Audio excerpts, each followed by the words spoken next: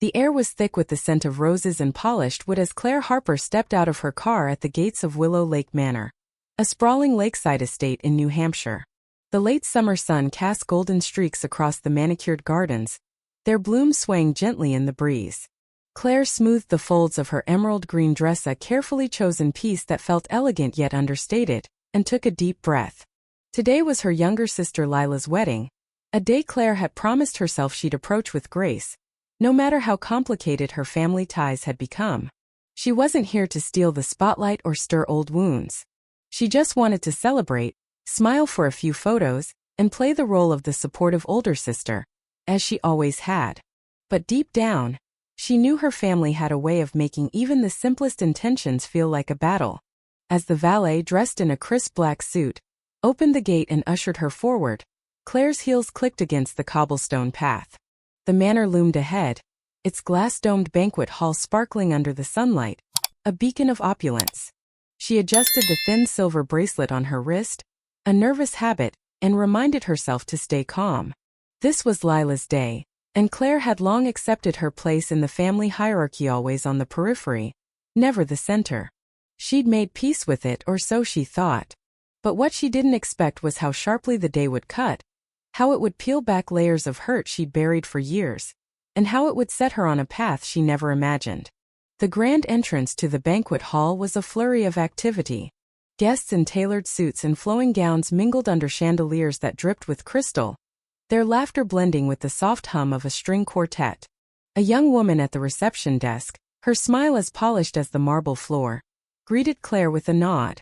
"Name, please?" she asked, her fingers poised over a tablet. "Claire Harper," Claire replied, her voice steady but soft. The woman's smile flickered, just for a moment, as her eyes scanned the screen. Her fingers tapped rapidly, then paused. She glanced up, her expression carefully neutral. "Ah, here you are.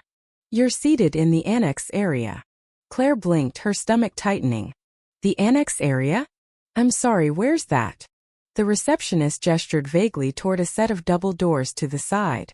"Just outside the main hall, near the lounge and coat check." "It's a lovely spot, really." Her tone was practiced, but Claire caught the slight strain in it, as if she'd been trained to smooth over awkward moments.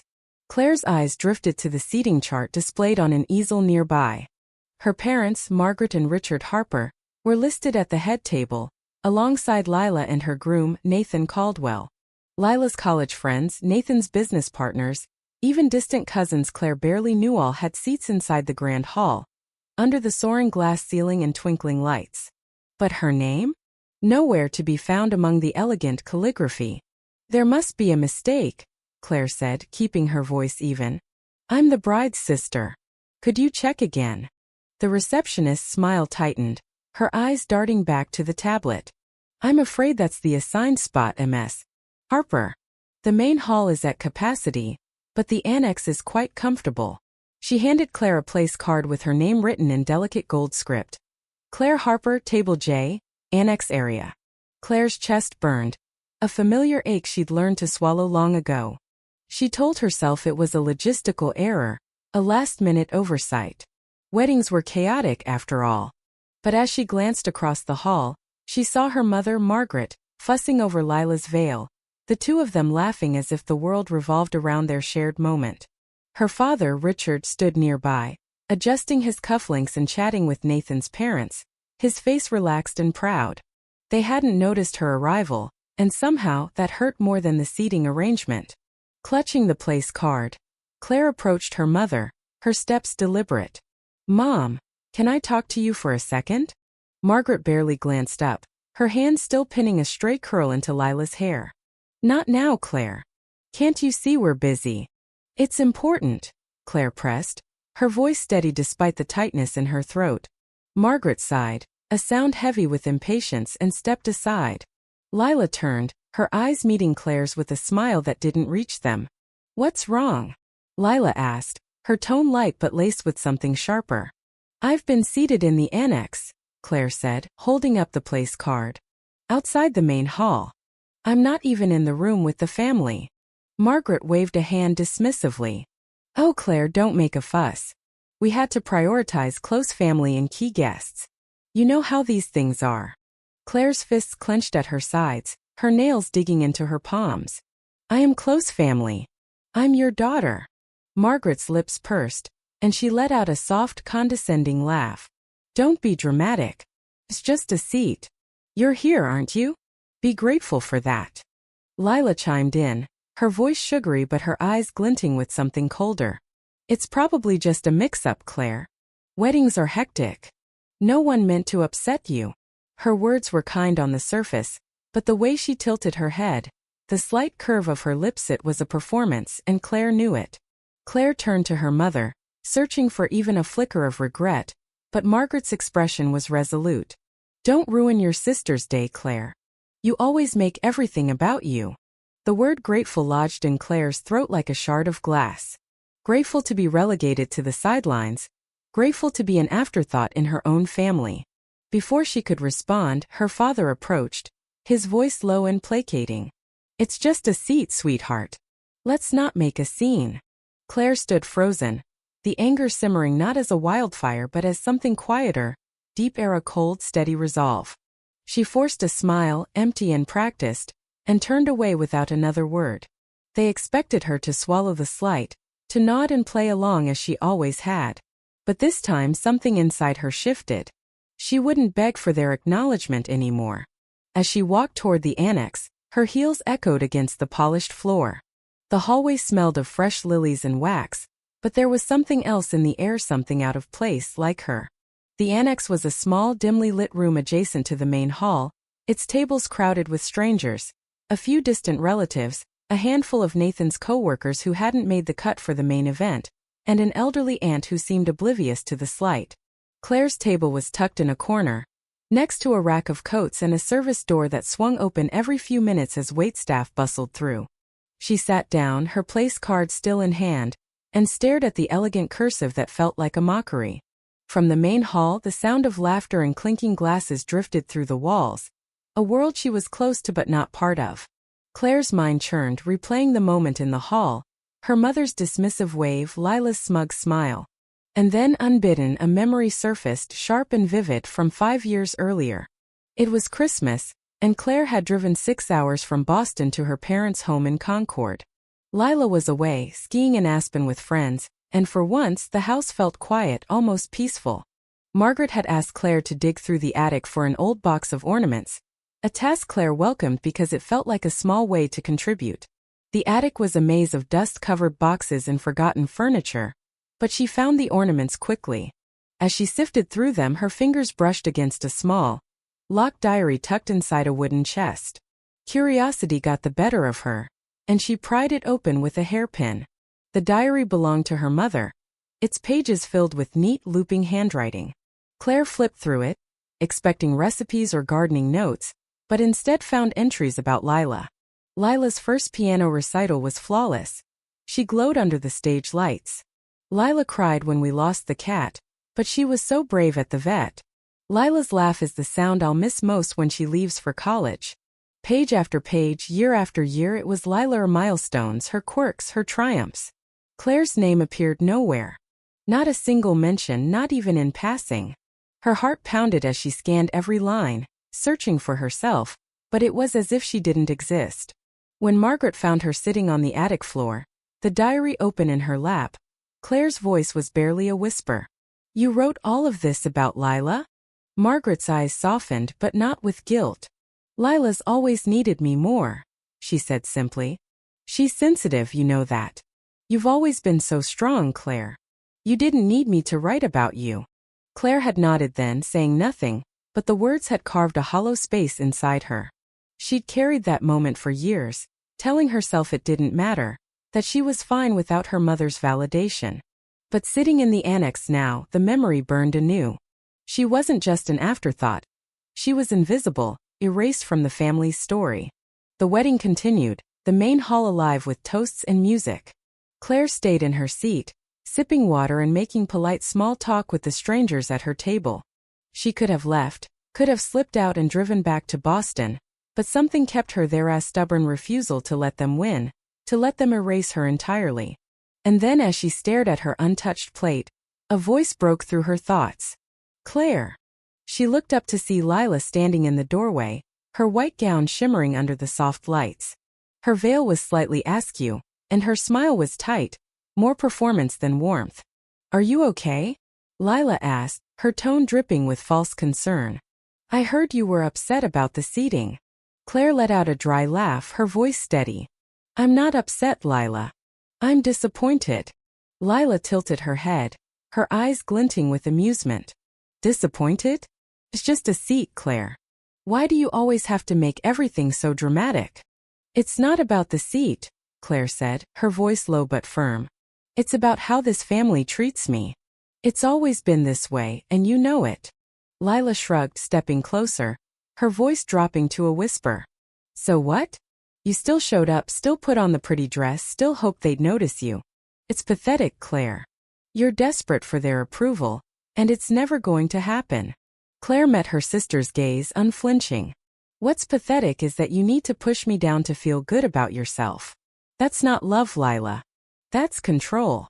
Lila froze, her smirk faltering for a split second, but before she could respond, their mother appeared behind her, her expression tense. "What's going on out here?" Margaret asked, her eyes flicking between her daughters. Claire stood, her voice calm but resolute. "I was seated in the annex, Mom. I'm not a guest you barely know. I'm your daughter." Margaret's brow furrowed, and she gave a tight smile. "Claire, it's not that we don't value you. There were just limited seats inside. We had to prioritize people who are closer to Lila's friends, Nathan's family, people who've been there for her. You've always been so independent. I never had to worry about you." Claire's laugh was soft, almost disbelieving. "You never had to worry about me, so that justifies treating me like I don't matter? Like I don't exist." Lila stepped forward, her voice syrupy. "Claire, you're overreacting. Mom didn't mean it like that. You should be grateful you were even invited." The word grateful hit like a slap, but Claire didn't flinch. She turned to her mother, her voice steady. "Do you even hear how that sounds? You've made me feel like a stranger in my own family, and you don't even see it." Margaret opened her mouth, but no words came. No apology, no softening of her expression. Just silence. Richard appeared then, his glass of bourbon in hand, his eyes fixed on the floor. "It's just a seat, Claire," he said, his voice tired. "Don't make it a thing." Claire looked at him, her father who had always stayed on the sidelines, never stepping in to defend her. "I don't need you to defend me," she said slowly. "But the least you could do is look me in the eye when you speak." He met her gaze, and for a moment, something flickered in his eyes, regret, maybe, or shame. But it vanished as quickly as it came. Lila sighed, as if Claire were a child throwing a tantrum. "If you're that unhappy, just leave. No one's forcing you to stay." Claire looked at the three of them, her mother, her father, her sister, and felt a clarity she hadn't known before. If they had decided she didn't belong, then she wouldn't fight to prove otherwise. She tightened her grip on her purse, her heart pounding not with anger but with resolve. "Maybe I will," she said quietly. "But before I do, you're going to hear me." She turned and walked back toward the main hall, her steps purposeful. The music swelled as she pushed through the double doors, the crowd parting slightly as she moved. She didn't know exactly what she was going to do, but she knew she couldn't stay silent anymore. This wasn't about ruining Lila's day. It was about reclaiming her own voice. The hall was a sea of elegant white roses cascading from centerpieces, guests in tailored suits and glittering dresses, the clink of champagne flutes filling the air. Lila stood near the head table, laughing with her bridesmaids, her gown catching the light like a beacon.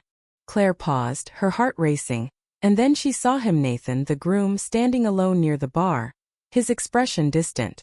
Nathan Caldwell was tall, with sharp features and dark hair that fell slightly over his forehead. He looked every bit the part of the polished groom, but there was a tension in his posture, a tightness in his jaw that Claire hadn't noticed earlier. She approached him, her voice low. "Nathan, can we talk for a moment?" He looked up surprised, then nodded. "Sure, Claire. What's up?" They stepped to a quiet corner of the hall, away from the crowd. Claire hesitated, then spoke. "I don't know you well, but I need to ask, has Lila ever said anything about me that felt off?" Nathan's brow furrowed, and he set his drink down. What do you mean? Claire took a breath, choosing her words carefully. Lila's always had a way of controlling how people see me. She's painted me as the difficult one, the outsider. I'm starting to think she's done the same with you, maybe in ways you haven't noticed. Nathan's expression darkened, and he glanced across the room at Lila, who was still laughing with her friends. She said things, he admitted, his voice low. About you, about her family.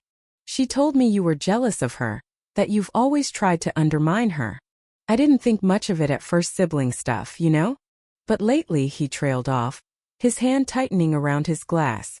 Lately what? Claire pressed. He hesitated, then pulled his phone from his pocket. I wasn't going to bring this up today, but since you're asking, he opened a series of text messages and handed the phone to Claire. These are from Lila to her friend Jessica. I saw them by accident when her phone synced to my laptop last week. Claire's eyes scanned the screen, her heart sinking with each word. Nathan's so easy to handle. Just play the sweet fiancé, and he'll do anything. Once we're married, I'll have him wrapped around my finger. The house, the accounts, all mine. His mom's a pushover too. A few tears, and she'll hand over the keys to the estate.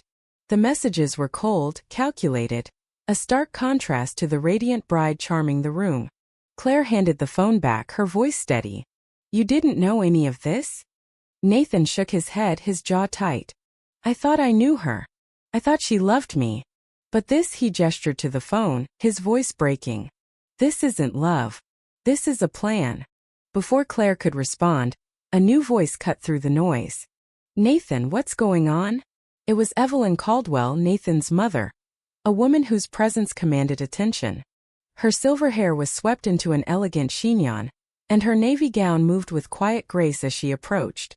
She glanced at Claire, then at her son, her eyes sharp with concern. Nathan hesitated, then handed her the phone. Read these, Mom. Evelyn's expression remained composed as she scrolled through the messages, but Claire saw the subtle tightening of her lips, the way her fingers gripped the phone a little too tightly. When she finished, she looked up at Nathan, her voice low but firm. We need to handle this. Now. The three of them moved to a private parlor off the main hall, a small room with heavy drapes and a single chandelier casting soft light across the walls. Claire's heart pounded, but she felt a strange calm, as if the truth was finally breaking free. Nathan sat on a velvet sofa, his head in his hands, while Evelyn stood near the window, her posture rigid. Claire, Evelyn said, turning to her. You've known Lila longer than we have. Has she always been like this? Claire nodded slowly, the weight of years pressing against her chest. She's always needed to be the center of everything. She's charming, persuasive, but it's a mask. She builds herself up by pushing others down, especially me. I've spent my life trying to prove I belong in my own family, but Lila made sure I never did. Nathan looked up, his eyes red. Why didn't you say anything before? Claire's laugh was soft, bitter. Would you have believed me? Lila's too good at playing the victim, the perfect daughter, the perfect fiancée. I've been dismissed my whole life. No one listens until the truth is undeniable. Evelyn's expression softened, but her voice remained firm. The truth is undeniable now. Nathan, you can't go through with this marriage. Nathan nodded, his voice barely above a whisper. I know. The parlor door opened and Lila stepped inside, her gown rustling against the floor.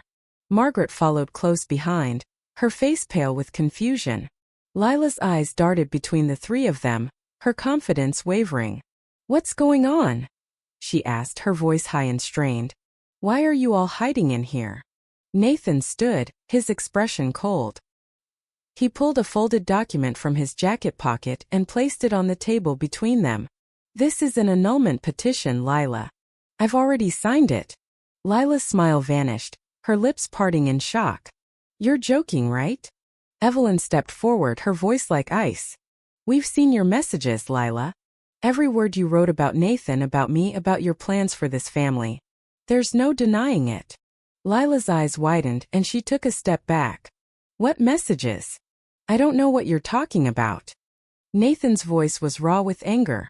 You called me easy to manipulate. You said you'd have my mother's estate in 6 months. You planned a divorce before we even said our vows. Want me to keep going? Margaret gasped, her hand flying to her mouth. Lila, is this true? Lila's composure cracked, her voice trembling. They were jokes, Mom.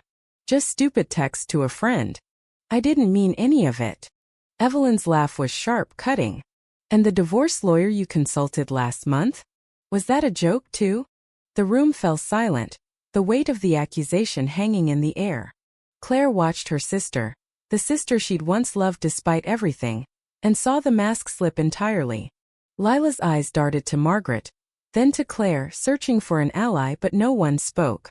Richard entered the room then, his face heavy with exhaustion. He looked at Lila, then at Claire, and for the first time in years, his gaze lingered on his older daughter. Claire, he said, his voice rough. I'm sorry. I've let this go on too long. The words caught Claire off guard. A pang of something she couldn't name, relief, maybe, or the ghost of hope. She nodded, unable to speak. Lila's voice rose, shrill and desperate. You're taking her side? Claire's been jealous of me her whole life. She's the one who's been trying to ruin me.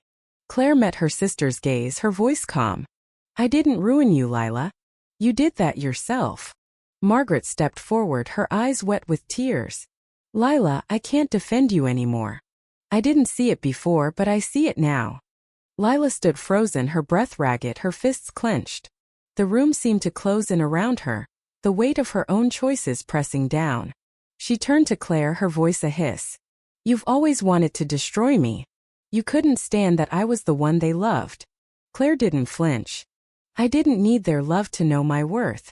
You're the one who's been chasing it, and look where it's gotten you. Lila's eyes blazed, and for a moment, Claire thought her sister might lunge at her. But Evelyn stepped between them, her presence a quiet but unyielding force. That's enough, Lila. You've done enough damage. Lila's gaze darted around the room, searching for an escape, but there was none. With a final desperate sob, she pushed past Evelyn and stormed out, her gown trailing behind her like a fallen banner. The parlor door slammed shut, and the sound echoed like a gunshot. Claire stood still, her heart pounding but her mind clear. The truth was out, and for the first time in her life, she felt seen not by her family, but by herself. The reception hall was a different world when Claire stepped back inside. The music had stopped, and the guests stood in clusters, their whispers buzzing like static. Lila stood at the center of the room, her hair disheveled, her makeup streaked with tears. She was shouting, her voice raw and unhinged. You think you can humiliate me like this? I gave everything for this day. Months of planning, every detail perfect. And you're going to ruin it over a few texts. Nathan stepped forward, his voice steady. No one ruined you, Lila. You did that yourself. Lila shook her head, tears streaming down her face. You love me, Nathan. I did this for us, for our future. Evelyn approached, her steps deliberate. You never wanted to be part of this family, Lila. You wanted what we had, and you were willing to destroy my son to get it. The crowd murmured, the pieces falling into place. Lila's eyes darted to Claire, her voice rising to a scream. This is all your fault. You've always been jealous, always trying to tear me down. Claire stepped forward, her voice calm but resonant. I didn't tear you down, Lila. The truth did. Lila's breath hitched, and she turned to Nathan, her voice pleading. You can't do this. We made vows. Nathan held up the annulment document, his expression unyielding. Not anymore. The room seemed to hold its breath as Evelyn placed a hand on Nathan's shoulder. Let's go, she said softly. They turned and walked away, leaving Lila alone in the center of the hall, surrounded by the wreckage of her own making. 3 weeks later, Claire sat in her Boston apartment, the morning light filtering through the windows. Her phone buzzed on the counter, her mother's name flashing on the screen. It was the 12th call since the wedding, but Claire hadn't answered. She didn't need to hear Margaret's excuses or apologies. She'd heard enough in that parlor, seen enough in Lila's unraveling, felt enough in a lifetime of being overlooked. A text followed. I know you're hurt, Claire. I can't change what happened, but I want to try. Dinner, just us? Claire stared at the message, her thumb hovering over the screen. The old Claire would have said yes, would have hoped for a scrap of warmth, a moment of connection. But she wasn't that person anymore. She set the phone down, no reply needed. That evening she walked to the harbor, the air crisp with the first hints of fall. The water reflected the city lights, a quiet beauty that felt like a gift. Claire pulled a photo from her wallet, an old family picture from a summer vacation. Lila was in the center, laughing, her arm around Margaret. Claire stood to the side, her smile small, her eyes distant. She studied the photo, then tucked it back into her wallet. It didn't hurt anymore. It was just a moment, one she no longer needed to carry. Her phone rang again, this time her father. She answered, not out of obligation but because she sensed he needed to say something. "Claire," he said, his voice rough. "I've been a coward. I saw how they treated you and I let it happen. I'm sorry." Claire closed her eyes, the words settling into her like a long-delayed bomb. "Thank you, Dad," she said. "But I don't need apologies. I just need to move forward." The next day, she booked a trip to Acadia National Park, a place she'd always dreamed of visiting but had never made time for, always tethered to family expectations.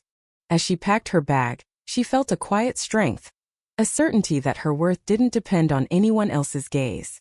Family might be where she came from, but it wasn't where she belonged. She'd find her place elsewhere with people who saw her, who valued her, who didn't make her fight to be heard. Claire's story wasn't about revenge or triumph. It was about clarity, about stepping out of the shadows and into her own light. Sometimes the bravest choice is to walk away, not to run, but to find yourself. If you were the one in this story, how would you react? Would you stand up and fight back, or accept the unreasonable pressure and control from the HOA? Share your thoughts in the comments below. And don't forget to subscribe, like, and share this video with more people. Your small action gives us the motivation to keep bringing you more intense and engaging stories. Thanks for watching, and we'll see you in the next video.